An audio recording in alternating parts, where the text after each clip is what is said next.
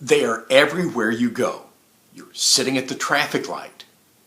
You don't realize it perhaps, but there's a camera watching you. They're reading your email. They're watching you online. They're everywhere you go. Does that scare you? Let's talk about it today on Over the Hump.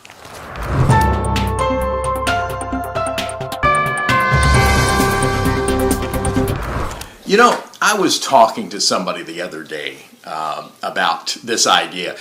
In our church, we have a wireless setup so that when people are in one of our services, they can go online where we post our notes in an application called YouVersion Live. And it allows them to take notes, to see the Bible verses and those kind of things, and be able to have them all in one place on their smartphone or on their tablet. And of course, if you have a wireless setup, you know that usually when you go to search for what wirelesses are available, there's a name for them. For example, at our church, it has our church name and then says public. So when you're searching for a place to connect to the internet, you check on that, Emmanuel Public. Now, we chose that name. I was saying the other day, I think I'm going to change the name of our wireless to NSA Surveillance Van number 5. Just to watch people as they try to connect to the internet during one of our services. The reality is we're seeing more and more that we are being seen more and more. We're being heard more and more. It's hard to really go anywhere without being on camera or being listened to, being watched by some way. And I don't know about you, but it freaks me out a little bit to think about that, to think about a camera watching me at the traffic light and then who's watching that camera watching me.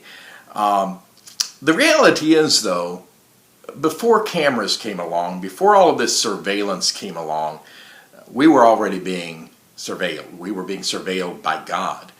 The Bible tells us that God sees us and He knows everything about us. He knows more, yes, more than the NSA and the federal government knows about us.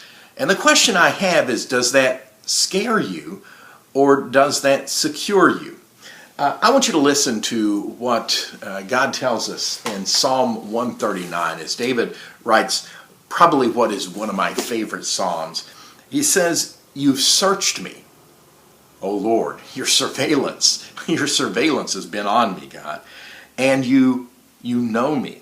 You know when I sit, when I rise. You perceive my thoughts from afar. You discern my going out and my lying down. You are familiar with all my ways."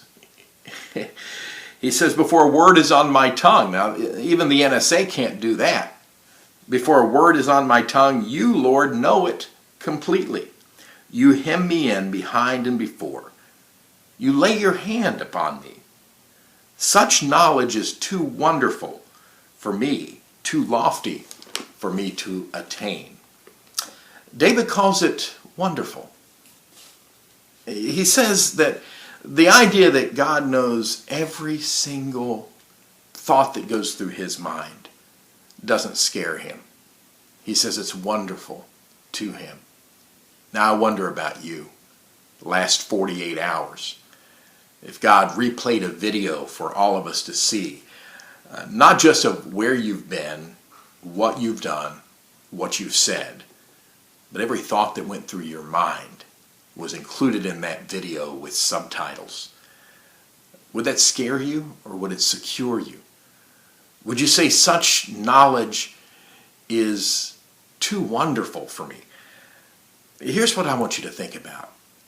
How can we not, at least initially, be a little scared by the idea that God was watching us yesterday and the day before and the day before that? God was watching us when we did some of the stuff that we have done. God heard those hateful and mean and vindictive thoughts and plots that went through our mind.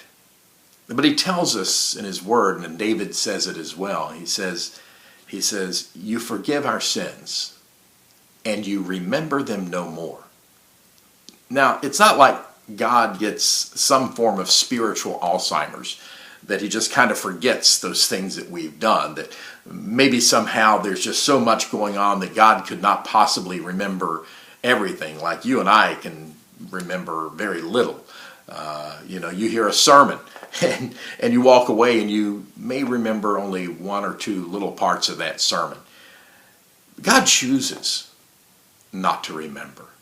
He chooses not to remember our sin that he has forgiven. So the question becomes this: not, am I scared that God's watching over me? The question becomes, are my sins forgiven?